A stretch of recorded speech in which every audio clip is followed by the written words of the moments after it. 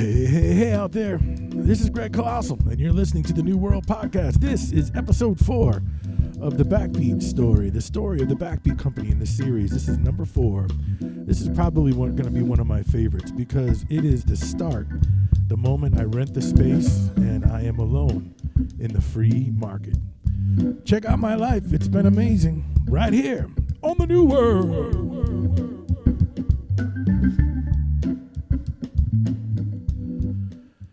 All right. I do the intros just to keep some uniformity here. Let's see. I think they're looking good. All right. So, ladies and gentlemen, let me tell you what it's like when you leave your secure job and your dream. You went to college and, I was 15 when I was inspired to become a choir director. I spent many years studying in college and both in an apprenticeship with the many master musicians. I worked feverishly at the piano, right, trying to teach myself how to play. I am taking jobs and inventing stuff everywhere I go in order to practice being great working with kids. And now here's the moment. Oh, and then I went to California. I didn't tell you this, but on my 30th birthday, year number 5 or 6, when all the problems were getting thick, the best friend I ever had and I went to California, far away, and we explored. We rented a convertible, and I was so moved and so impressed by the West that it changed me. Like it really changed me. On my birthday, we were in Yosemite looking at El Capitan, literally on April 22nd of that year. That's my birthday. And again, this gentleman has been with me since I was 5 or 6. He's been my buddy for like 40 years. I'm looking at this mountain. It's inspiring. And I look at my buddy and I say, listen, man, I've been a teacher for 5 years now. According to retirement and stuff, you need to be a teacher for 37 and a half years to get your full pension and to leave with the benefits of teaching. And I said, I know in my heart, man, I'm never going to be able to do that. I love what I'm doing, but the environment, I'm not used to it. It's just, it doesn't work for me. I'm so lost. So I knew at 30, I would be in trouble if I didn't come up with something. I began that process. Well, 3 years later would be the start of this episode. I was 33 when I opened up the shop. So I'm shopping for places. That's crazy. And I find there's a few scenarios that you need. And one of them is you make a lot of noise, so you can't be in an office building. Singing and playing music is noisy, so you want to be near other noisy people. And I grew up in construction, so I found a nice space in an industrial area, and it was great. When I was shown the space, it was perfect because it was already done up. Again, you got to remember, I have almost nothing. I'm not that handy. I look around, it's beautiful. It was before I took over the space, it was a business that rented Ferraris and Porsches to folks for the weekend, and they, executives could have a nice car. When they walked into the shop, right there on the beautiful epoxy wide open floor and behind the garage door would be a Porsche. Well, this was all very shiny and fancy with lighting, and it was really impressive. And so I got a space ready to go without any money out of my pocket, except for rent. It needed a few modifications. I needed some rooms to teach out of, and the landlords were very nice to me. They built the rooms. They charged me for the rooms, but let me pay it down slowly. I mean, these guys were trying to help me win. So that was great. I didn't, and I was appreciative of them. And again, I'm all alone in this adventure. So I get my signs, I get my, I'm ready to go. I start my Facebook page, and it's a slow start. I can't lie. It's a very slow start. And, months are going by, and I would wash every morning. I would wash the floors. I would mop the floors of the school like for an hour every day, even though no one stepped on them the night before. I became a little neurotic in busy work because I didn't understand what else I could do. What else do I do? I would go around and put signs up and take ads out and talk to people. I mean, I was hitting the ground, and I didn't know what to do. So this was my solution, was to keep cleaning. And eventually, clients started to come, and it started to pick up. Now, if you understand business, this was not money enough to live on. Remember, I had sold all my possessions My big idea was I don't want to be owned. I'm not going to try to borrow money. So let me figure this out. My plan was 24 months. I said if in 24 months this business doesn't have any legs, I'm going to shut it down and go to Brooklyn and play the organ and try to, play the scene. I'm a musician, which is really what I wanted to do, but I chickened out and stayed local and became a teacher. I didn't truly follow my heart. I actually lied to myself and did the more secure thing, which would be teaching, right? And so that's a truth. That's a truth. So once I got up and running and people started coming, it was a slow start. The first thing that had to happen that I realized, now again, if you can just use simple logic, let's say $100 came in. Well, I had $50 in expenses out the door. The government takes 30, and there's 20 for me. That's real. That's pretty much how it was. So I knew, the only way to make money is more hands on deck. So I had to hire my first piano teacher. People were asking for piano lessons, and I was really a voice guy. I taught myself piano, but didn't think that was fair. So I got a true pianist, and I said, and she jumped in. I do want to say her name. Her name was Kaeza.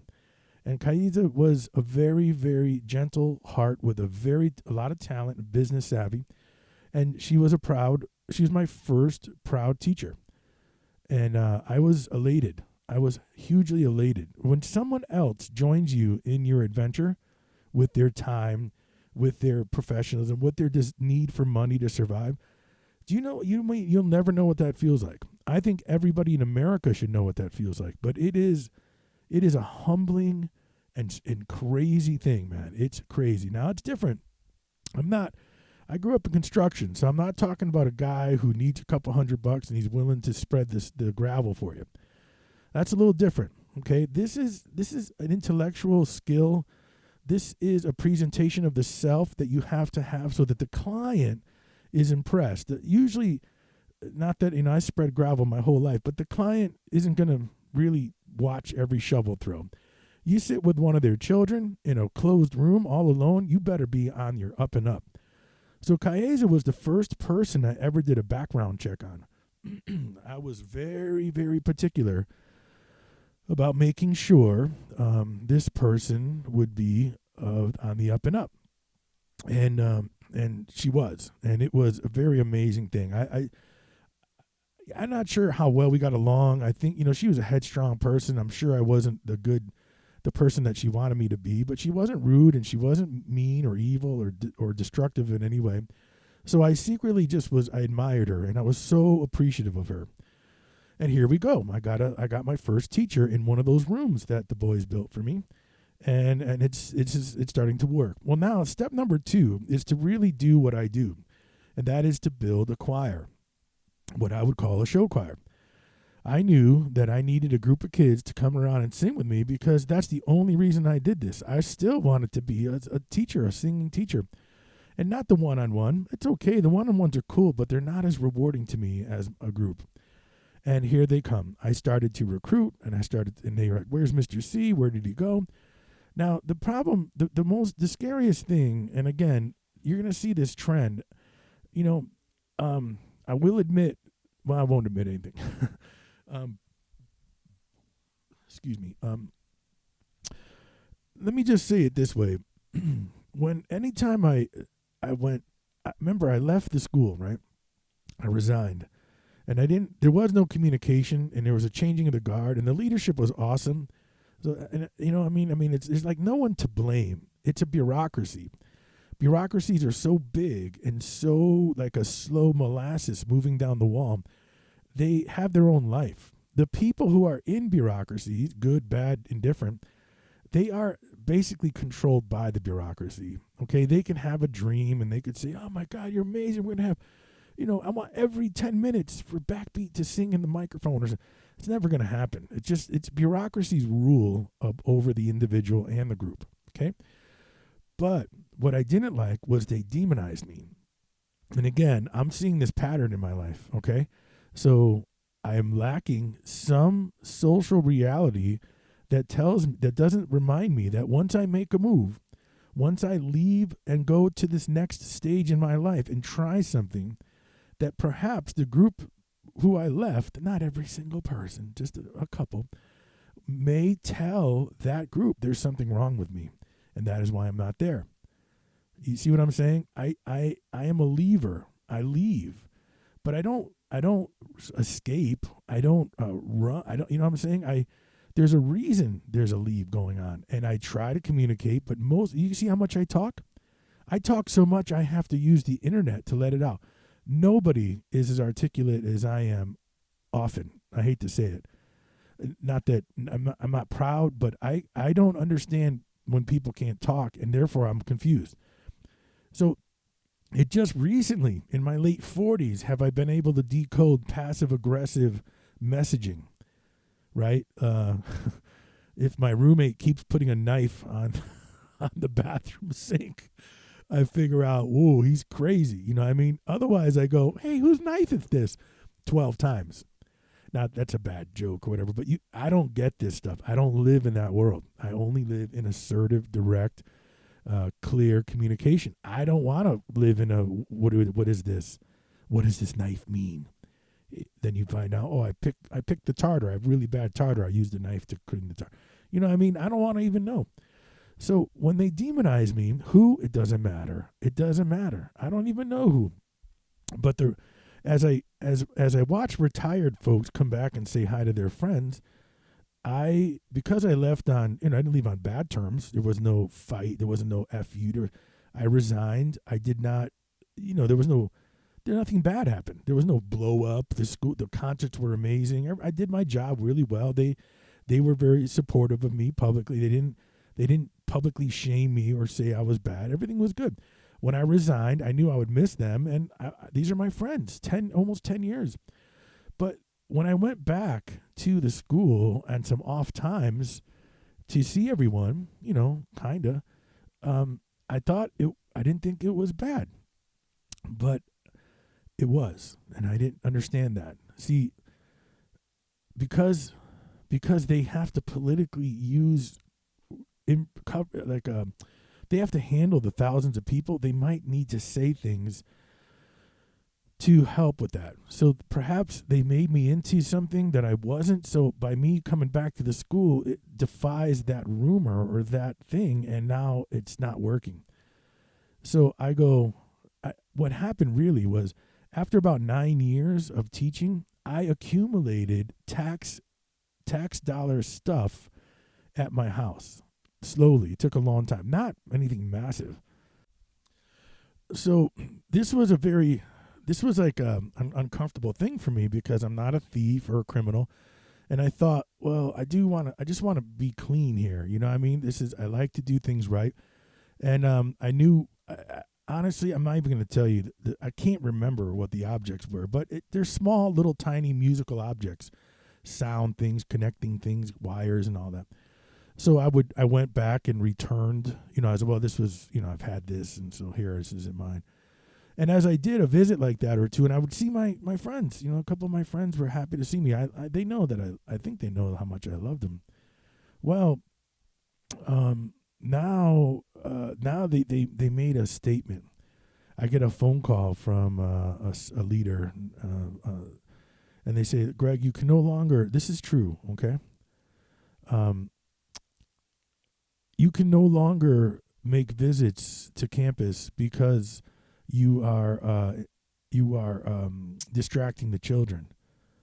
And I thought, what? And they said, yeah, you're not welcome here. You can't come here because the kids are distracted. In other words, during the school day. And I was like, oh.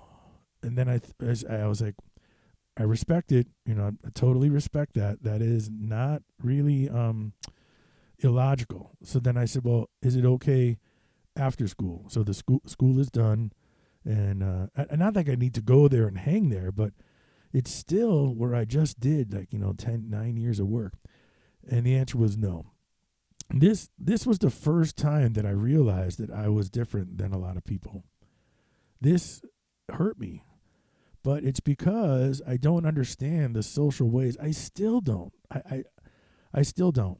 And I was confused. I'm like, I never had anyone tell me, you're a bad thing. You are bad. You can't come here. Well, school, I'm starting to build the show choir. It's going well. We're having nighttime meetings. And remember, I'm very proud of this enterprise. And there's now, remember, I'm not attached to any school or affiliation. So we could do whatever we want. And let me tell you, ladies and gentlemen, if you have never earned a living by freely expressing yourself every single day of your life for many, many years, it is the best high you can possibly find. I wish this on everyone. This is why my father escaped Mussolini, to allow me to be free. Now, I'm as I work with the kids, I'm giving them some power, a little bit. I'm realizing, well, this isn't about me. I'll handle the arrows. They could shoot me in the back, but this is their place. So I started to hand over power, decision making, repertoire as well. And to tell you the truth, it was the best move I ever made.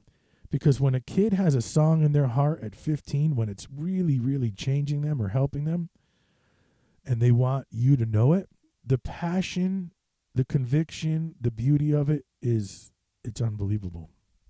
So there it is. They're coming up with. I thought my songs are cool. I'm definitely cool, kinda, as a music teacher, but I only contributed about 30% cool, maybe 40 in the beginning, maybe 60.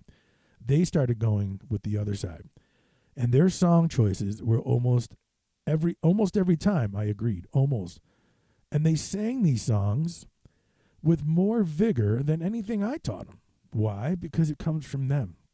And this taught me the best lesson that I would use for the rest of my life. I called it the Give Back. It's on a leadership podcast out there. And in other words, I gave them back their ability to trust themselves. They are the leaders. Technically I am, but I don't need to enforce that unless there's danger or, some liability. So here we are singing songs. Now, again, folks, lyrics are not important to me. Lyrics are often jumped on by the public. You said that. You can't sing Merry Christmas you won't even believe the stories of what happened to me as a teacher. And I thought, well, they don't mean anything to me. In fact, be da da da boom boom bad dee dong dee dong dong ba dong ba dee dong da dong dong. That's Michael Jackson. But if you listen to the words, it's very sexual. Hey, pretty baby with the high heels on. So I just didn't care about the vocabulary. These were not 8-year-olds. These were high school and up. And we sang songs that we were free to sing because, again, we weren't interested in the sexual meaning. We were interested in the beat and the rhythm and the harmony and and the dance and the presentation. It was just awesome music. Lyrics, always the least important thing on my roster. Well, this got really good. This started to get really, really good. They started to become some of the most powerful colleagues I ever had, yet they were my students. I trusted most of their opinions. And so this idea began to grow. This was starting to grow. And our first show was going to come up. And I learned a long time ago, ladies and gentlemen, you may not like Christmas, you may not like holidays, you may not like Hanukkah, but let me tell you, the most musical time of the year across the entire world where music is somehow embraced, paid for, charged, bought, sold, it's Christmas. It is Christmas. And so as in business, I have to take, this has to happen. So we have our first show. I have to find a place to have a show. Now, what is a show? That means you charge for tickets. You charge anything you can charge for, you have to, because you're about to spend more money than you have. And you hope the tickets sell out. This is called speculation. And when someone hasn't ever really paid their bills or tried to live on speculation, just like a hot person, a really hot woman looks down like on an ugly woman or whatever they do, or a super built dude, right, all chiseled, doesn't like a fat guy. Well, a guy who makes money on speculation does not listen to people who don't. It's an arrogance, because it is a life-changing thing. It changes your life. I wish everyone could do it. I rent this place called the Irish American Hall. Now, this is getting crazy. Watch this. I go, wow, this is nuts. So what I've done is gotten rid of the word recital, and BackBeat City never says recital. These are not concerts and these are not recitals. These are shows. At this show, the parents can buy alcohol. That I was so proud of that. Like, let me tell you the reality. Dads often are not always that comfortable in these arts programs, going to see the daughter dance at the dance thing or son.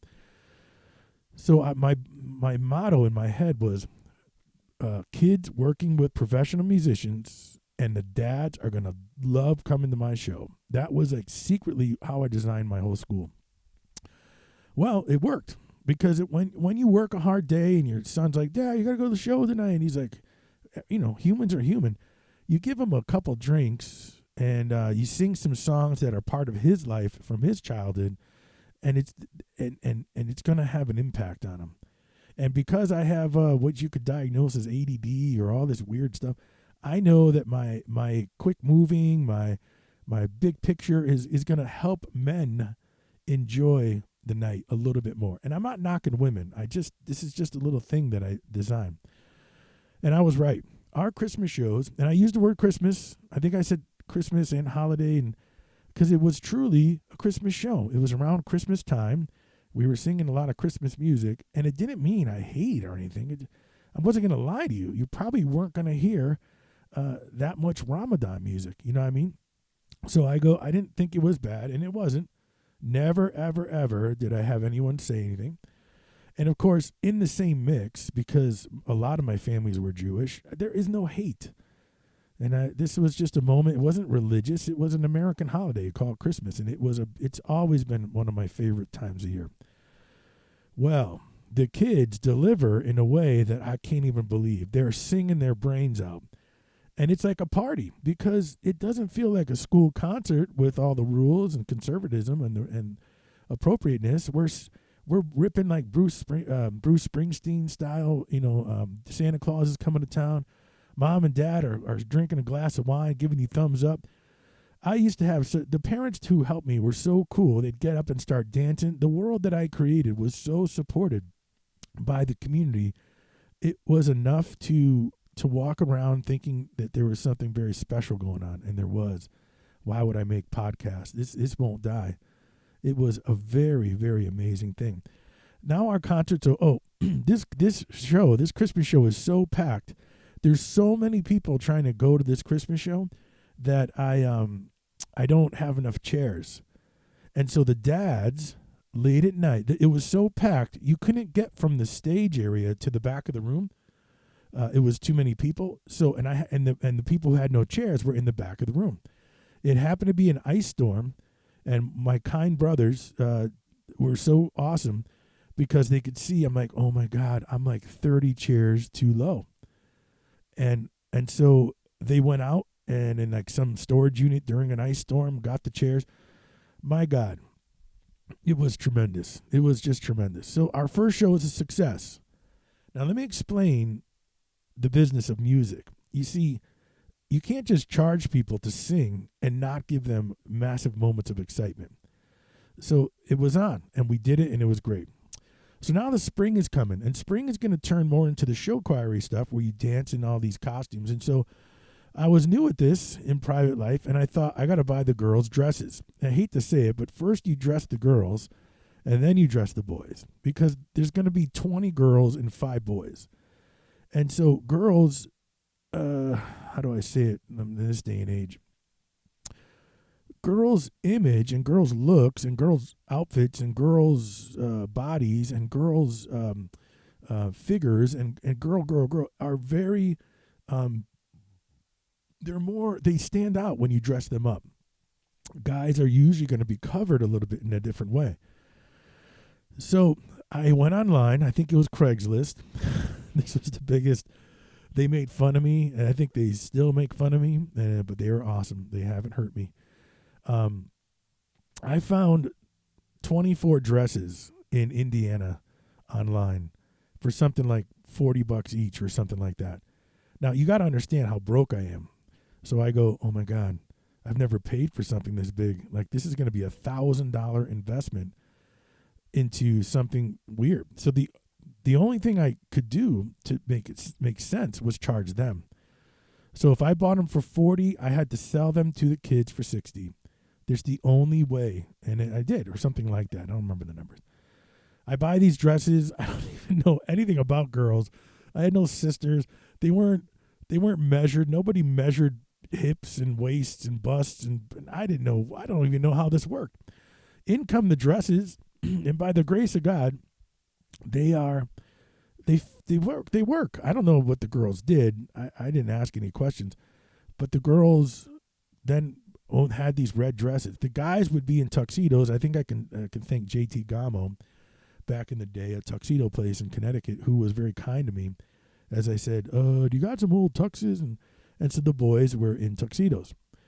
Now, this is our look. It's going to be our spring look. It's going to be our Backbeat Show Choir look. And we start to produce the show. Well, again, folks, when you have private moments with a group, like a group of young folks,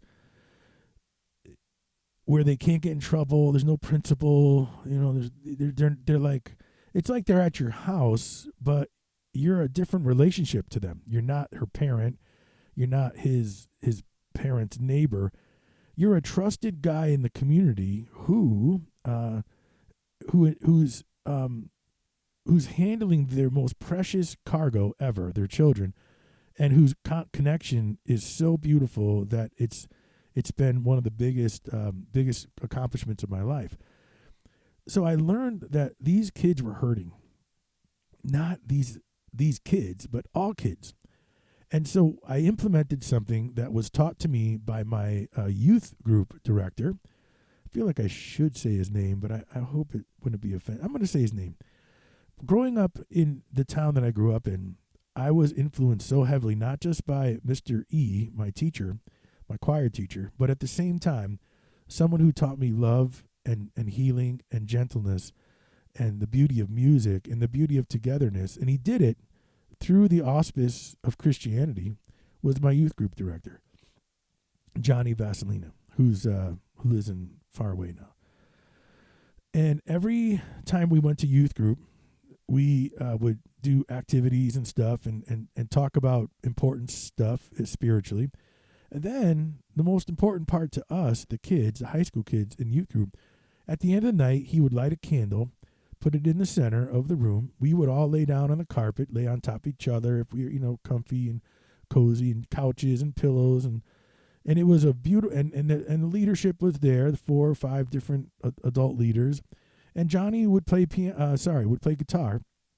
And we would sit and kind of just stare at the candle, and we would talk. And now the candle, this moment, was called the Christ candle. And it would often be a silent situation until someone spoke up. And usually you started with the sentence, "I'd like to say a prayer for my buddy Timmy. Timmy's parents are gone. They sold their house, and they're moving, and he's pretty upset." And so, whatever they wanted to share, they could share. And we spoke from our hearts. Now, it was a known thing that whatever people say at the candle, you don't repeat. You don't gossip or slander. You don't break trust. It's just horrible, because it was a moment of vulnerability, and that was very important. Because that was done for me, I wanted to do the same for my students. So I invented what I called the Hope Candle. And the Hope Candle, it was at the end of our rehearsal once a week. They would, hit the floor. I'd light the candle. I'd get on the piano. I'd play some light music, and they'd say, "I'd like to give hope for," and they would go ahead and kind of let stuff off their chest. And it was very, very, successful.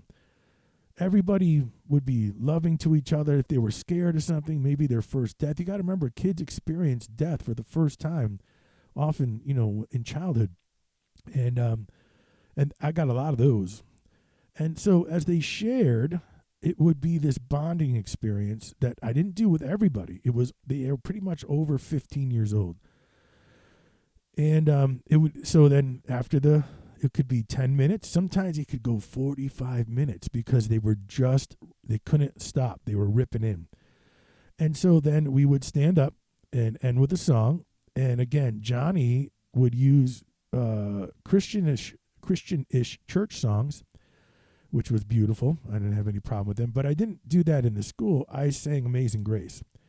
It was very typical for them to put their arms over each other around the candle and sing Amazing Grace. So when that was done, when Amazing Grace was done, they would disband and they would head out to their parents. 40% of them would have tears in their eyes. I'd turn the lights on, and so this was just a release, okay? And everybody, for years and years and years and years, everybody was cool. No one used it against them. No one posted it. You know what I mean? And all I would say was, hey, folks, whatever happens at the candle, you cannot repeat. It's just, if there was ever a moment where they expressed violence or something illegal, I am a mandated reporter. They're little kids. I will do or take action if there's any time, if there's something talked about that is alarming. That's my job. But they shouldn't really repeat anything. That's how you keep trust. So that was a beautiful thing, and it went on for many, many years. It became a very important thing to us, and it reached thousands of kids, thousands. So sometimes people would call. My manager would tell me and ask, "Hello, are you a Christian organization?" And she'd say, "No, we're not." "Oh, I just heard you about learn love," and like we used the word love, but we weren't really tied. I didn't think it had to be you had to be tied to religion. So now here's coming our first show, our first presentation of the show choir. The way that instead of just a choir, I'm trying to show off the group of kids now, and I might have inverted the timeline, but same story. They're in their dresses. We have a show in the park, downtown Glastonbury, in a park, and in the middle of the day. That's me on piano. I think I had a drummer. I think I did, but I can't remember. And here we are. We're going to sing and dance for the community for the first time as the BackBeat Show Choir, and they're on grass. The girls are wearing heels on grass. Mr. C is not aware of women problems. Immediately, the girl, I'm sorry. Immediately, I'm looking at my kids, and they're all 3 inches shorter. They're all going into the topsoil. Their feet are sinking, not the guys. And I'm like, what's going on? And they're walking weird because it's like a little bit wet, and they're literally going into the soil. And I'm like, whoops. So here we are. We start singing. They're doing well. They're singing. There's no microphones yet. They sing. They're doing well. They're entertaining. They're doing the dances. I'm pretty impressed. I mean, they have the courage. And all of a sudden, this strange man who's kind of not well. He's not well, okay? He starts moving right through the group. He's literally walking right through the group. And my spidey senses go up, and I'm like, oh my God, like this guy's getting too close to my kids. He was not a nice man, okay? He was not well. And so I'm at the piano. I'm trying not to alarm them. He's coming up behind him, and he's going to walk right through the formation. And I'm about to go. I'm like, my body's getting up. My hands are still on the keys because I think I have to go and get this guy. He's getting too close to the kids. So I stutter, and I go, oh my God, this is, and then, and he kind of, and he doesn't scare them. He just creeps them out, keeps on walking, and we continue. So that was the success. That show was a success, and we would grow off of that for many years to come. And that was, we took pictures, and I was so proud of them. Probably bought them pizza. There's always, I feel like I shouldn't name them because I don't want to, because I think it's disrespectful, but there's one pizza place in town who took great care of us, and he was a very, very sweet man. He still is. He listened to me and helped me the whole time, and he really supported us. So that was our first show. Here was the presentation. And now we're moving into the summer. The kids are going to disappear, and if you don't understand business, when you don't have cash flow, you are in trouble. This is not a profitable business. It's not big money. Now we end our first kind of season, and it's time to start a summer program. So I invent a summer camp, of course, and it's not show choir. It is musical theater. I have to pay for the rights to do a show, and then rent a place to do a show in, rehearse, and all that. So I went to the schools and I asked, hey, the same school that I was employed at, and I said, hey, can I rent out this space and produce the show here? It's still the same town, same kids. I'm a half a mile away. And the answer was yes. The superintendent was very, very nice to me. So I was like, thank you. That was awesome. So I think now that I look back, I don't think I was welcomed. I just think I was tolerated. You know what I'm saying? And again, because I'm so naive to so much, I'm pretty sure that's what happened. So they take me in, and we produced the show Mulan, and the kids pay to be in there, and I have an assistant now. I have someone who's going to help me manage it. You see, when you work with girls, you need to have a girl with you. You just need to. I cannot help girls when they have problems alone in a single business school. You can at a big school because there's plenty of females around, but I always had to hire or pay or have some female near me because I worked with mostly girls and I couldn't save the day all the time. And she was helpful. I don't feel like I want to keep on talking about everyone's name, but she was very helpful in the early days. So here we were doing this musical. It's summer camp. It's full blown, and we're working really hard. And it's time for the show. These kids literally worked their butts off. It's time for the show. The show is about to go up, and I think it's cell phones. I think I have a cell phone then, and I get a call that my nephew has fallen into a fire, into a bonfire, and he's severely burned. He's in the burn unit, and he's in bad shape. Things are very bad. I remember clear as day the date. It was July 31st, and the year escapes me.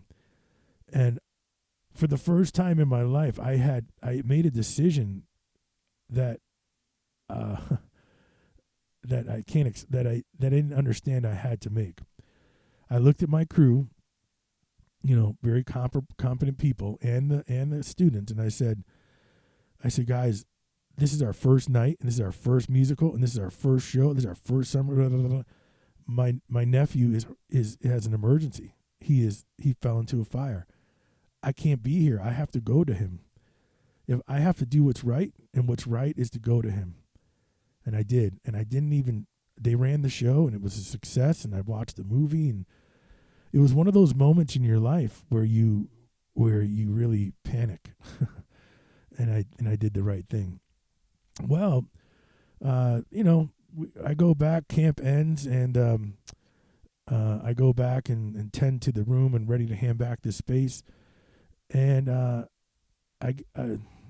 someone comes up to me and they said, hey, just a heads up, they're going to they're trying to tell everybody that you ruined the room and that you're no longer allowed to rent here. And I said, what? What do you mean? This is the room I taught in for 10 years. I didn't ruin anything. The condition of the room, I've been in here my whole career. This room looks exactly like it's looked every day I taught thousands of kids in. I'm not sure, what did I do? Well, they found a couple cookies, and it's considered you. I said, what did you say? They found cookies? Like crates of cookies? No, a couple of cookies. And I thought, oh my God, man. Why do people hate me? What did I do to you? What did I do? Who am I that you want to harm me this much?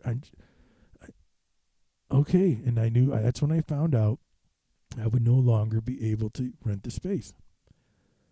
And I'm like, I'm so confused, man. It's just that, again, you can see I don't understand social rules.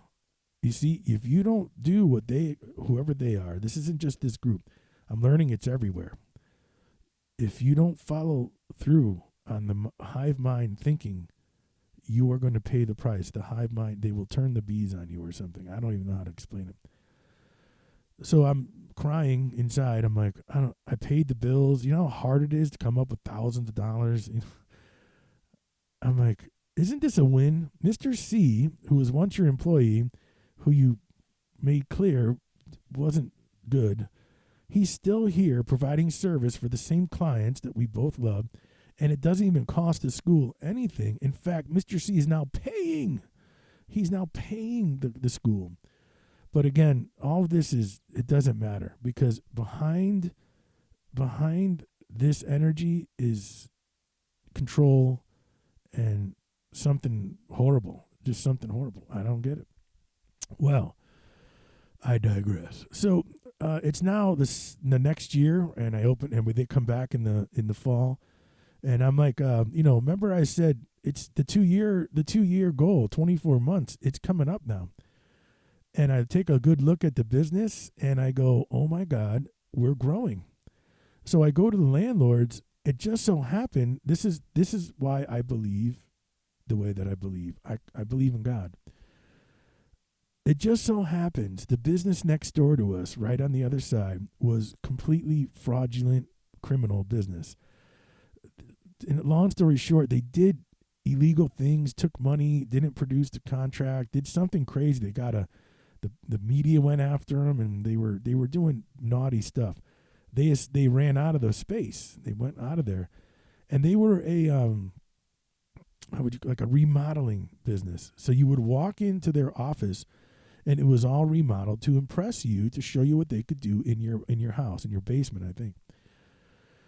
So I said, hey, landlord, can I just see the space? And they showed me the space, and it was beautiful, literally right next door. Okay. Now, all these rooms, a kitchen-ish area, a front desk. I had just a garage on the other side. So I asked them what the charge was, and they told me they'd have to charge me this much. They were cool enough to put a door in between, and we were off to the races. This was off to the races. I was so ecstatic that I couldn't believe. In my 2-year plan, I had expanded. I did not go out of business. I've expanded my square footage. Now, it doesn't mean this was smart financially, but I figured, you know what? What if someone moved in? If someone moves in, you can't expand, and you have to move, and moving is very expensive. So I just, looked up at the sky, and I said, please, God, please help me do this. And we went into the space, and they put a hole in the door, in the wall. Now this is a school. The kids have way more square footage. They can move around. They could go in the corner and gossip, and then go into a room and use the piano, and then go to the kitchen and have a drink, right? So then I invented this thing called Splash. My parents had an old bar that I loved as a kid. It was like a Spanish leather bar. And I said, it was never used. We're not really drinkers. It was in the basement, and I said, Dad, can I have the bar? And, in a heartbeat, of course, Greg. I take this Spanish bar, I bring it to the school, I open up, not really open up, I just make this little corner called Splash. And Splash was this, it's supposed to be where they get beverages. I'm trying to make money, guys, you know what I mean? So if I could buy a Gatorade for $2 and sell it to them for $3.50, I got to, because now I opened up more space. They didn't even know.